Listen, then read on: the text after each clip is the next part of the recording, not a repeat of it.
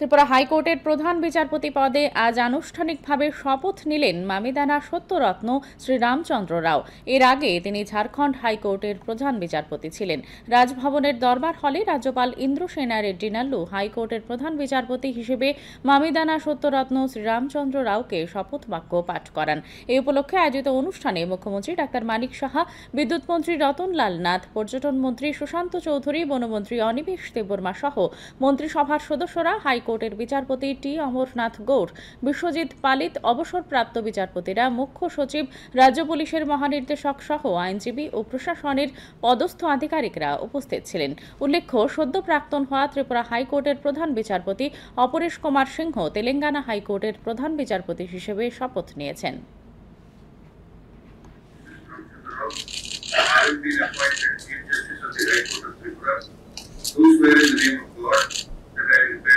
Faith and allegiance to the Constitution of India as my law established, that I will uphold the sovereignty and integrity of India, that I will duly and faithfully and to the best of my ability, knowledge and judgment perform the duties of my office without fear or favor, affection or evil,